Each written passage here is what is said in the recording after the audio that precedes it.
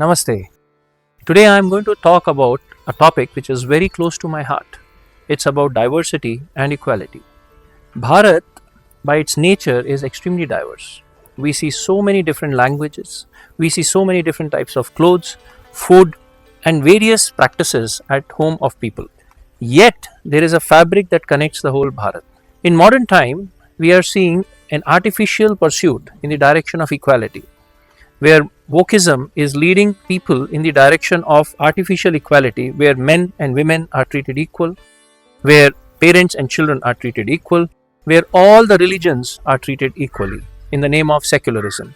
We have to understand that what damage this practice does to Bharatiya Samskruti and the way we have lived our life until now. In this pursuit of equality, the driving force behind this is consumerism. Because you make everything equal, then it's easy to centralize and control. For example, ready-made clothes. For example, ready-made food.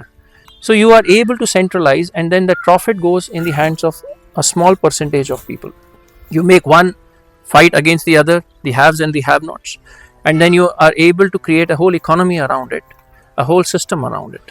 So we have to really understand what is at the core of this equality. Whereas when we talk of diversity, it requires a very high level of maturity to deal with diversity, to accommodate others' views, to accommodate others' practices, to accommodate various languages, learn various languages, to understand the point of view of various cultures, and that's diversity. And we have to understand that in the womb of diversity are the questions. If everything is equal, where is questions? Because it's very predictable. So when there is a diverse system around you, it gives rise to many questions, which then when you go searching for, you are able to build a decent amount of consciousness. And this is what Vidyakshetra has tried to integrate into our pedagogy and our curriculum.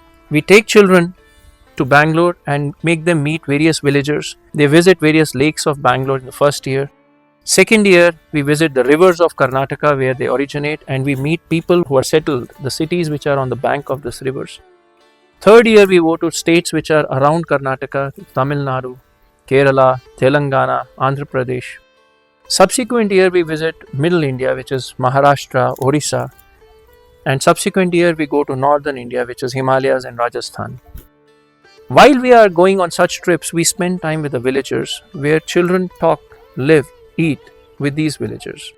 They are able to see the diversity of Bharat in language, in clothes, in food and the practices. At the same time, they are able to also see what unites the whole country together. And that's our culture. Those are our practices.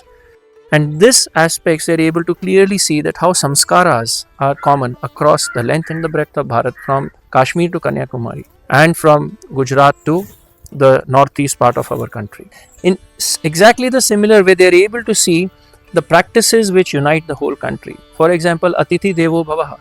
Wherever you go in India, whether you are in Assam or in Rajasthan, you will see that people treat you like a god. And this cultural practices gives children a lot of confidence in the whole practice system, the whole inclusiveness, the true inclusiveness of Bharat. So I strongly recommend that let us try to understand this diverse culture of Bharat and preserve it in our own homes, and also respect others' practices in and around us. Thank you very much.